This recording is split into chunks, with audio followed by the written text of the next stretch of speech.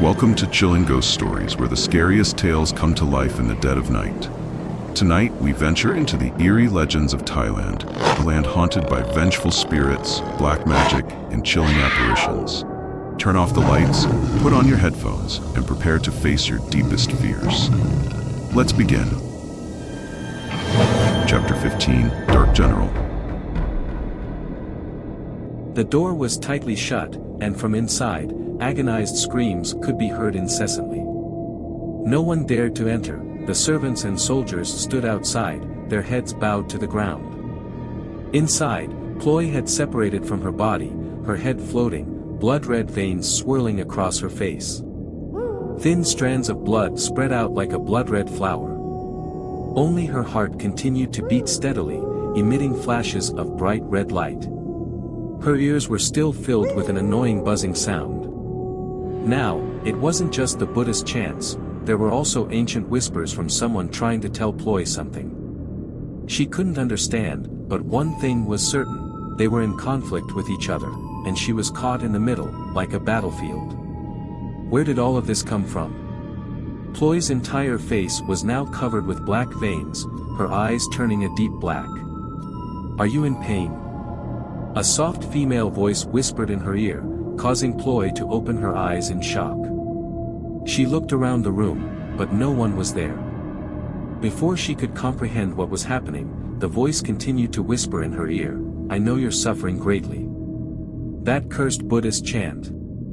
Who are you?" Ploy felt bewildered, an unfamiliar sensation she had never felt before. "Me. I am you. You are me. We are one." The enchanting words only confused Ploy further. She looked toward the corpse standing on the ground. It wasn't it. It was just a shell, it couldn't possibly speak to her. So what was it? "The pain you bear is also my pain. The joy you feel is my joy. Don't be afraid. I'm here to help you. And you are here to help me. What do you want, then?" No. It's what we want."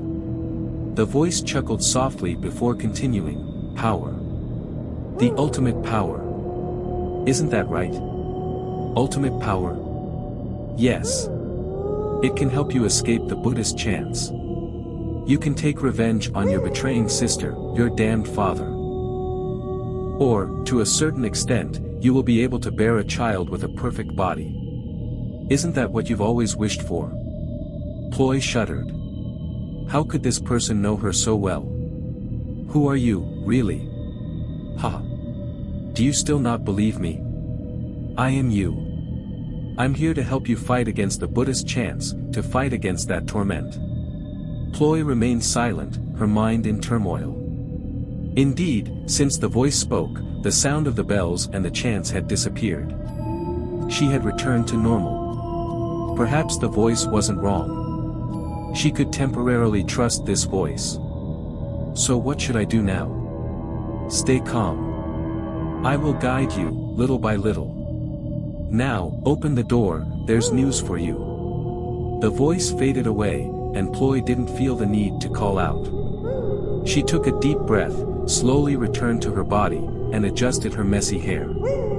After settling into a chair, she called for the soldiers outside to come in.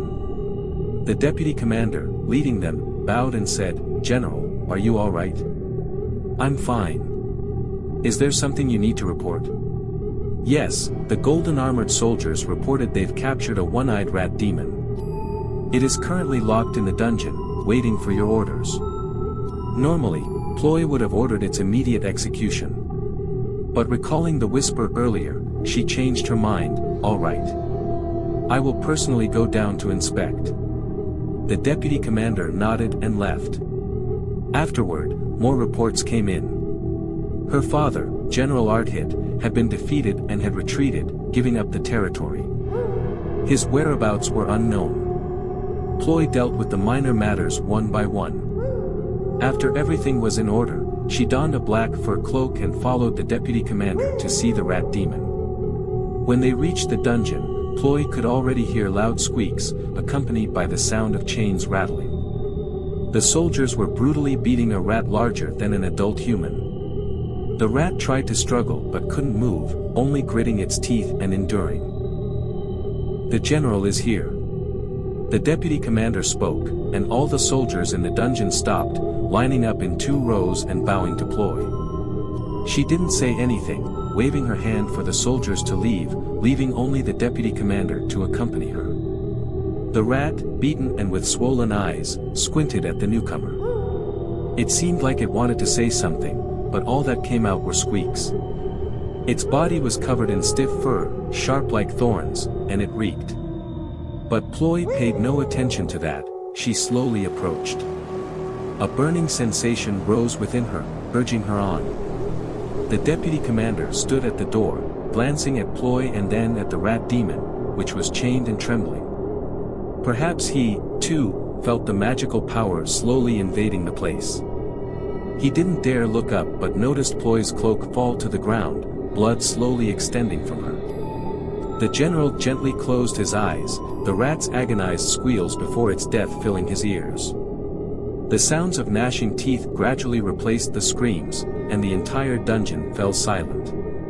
"You go outside, and order all the golden-armored soldiers to stop searching for monks and instead capture more demons for me." The deputy commander bowed and left. Ploy stood there, putting her cloak back on. She wiped the blood from the corner of her mouth with her finger, her eyes closing as she felt a surge of power stirring within her. Was this the power the voice spoke of? "It feels so good. Doesn't it?" Ploy nodded without answering. "You understand my intention now. Let's absorb more. We need more." They both laughed, a laugh full of dark allure. Ploy's territory became chaotic once her orders were given. Many demons hiding among humans were forced to reveal themselves and were captured. The golden-armored soldiers were a special unit, not only strong and brave but also given a special herb by Ploy, allowing them to see through demons and evil spirits. They scoured the area, from cities to rural villages, even deep forests. Countless demons were caught and brought back to Ploy's manor. She had shut herself away in her room, allowing only a few servants to enter, either to bring in the captured demons or to gather their corpses. Meanwhile, Ploy was slowly spinning a cocoon made of blood threads, enveloping her body, leaving only her face exposed. The cocoon grew larger, occupying 1/3 of the room. From the outside, people could hear gurgling sounds as if something was waiting inside. All of this was guided by the whispers. She was merging with it, reveling in the power it provided. It gave her hope, a future just as she desired. "Children, come in and eat." "Yes. We're coming in now." "Wow. Chicken soup today, Mom. It smells so good."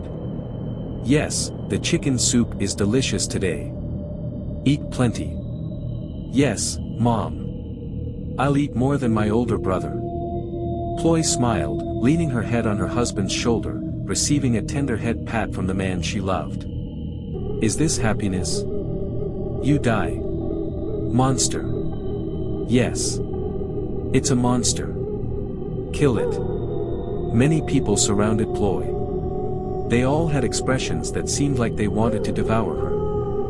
The weapons in their hands were poised, ready to strike. Ploy wanted to scream, wanted to escape. Her insides and blood threads stirred, but she couldn't do anything else. A knife came down, and the blood stained the sky. "Ay. You're not human. You're a demon. No. Don't come here. Don't come here. I can't be with a demon. Please. Please. Don't come near me. If you do, I'll kill you." "Hoo-hoo. Why? You once swore to stay with me forever." "Yes. But I can't accept you as a demon. You must leave." The door to the room burst open, and countless torches flickered inside. "Kill it now. Kill this demon. Son. Show your skills. Our family cannot allow such a demon in." The man holding the knife trembled, looking back and forth between his father and Ploy. Do it. Once you kill it, the king will reward you, and you'll marry the princess. Do it. No. Don't. You said you loved me. Ugh. A sharp pain pierced Ploy's heart. Her words were cut short. Her eyes blurred in the red of the blood. Is this love? Is this love? No. It's not like this. It's not like this. Ploy screamed, her eyes wide open. It already happened. It's the reality. This life is not the beautiful dream you hoped for. Everything is vanity. Wake up. Only ultimate power is everything. Yes. Only power is everything. Ploy repeated the words, her skin tightening, a crack appearing on her forehead. An eye slowly popped out, blinking slightly. The eye gazed into the past, seeing all the pain she had endured. She had once wished for a small, peaceful life with her family. But what did she get in return? Betrayal, lies. Everything tormented her heart, leaving scars that could never fade.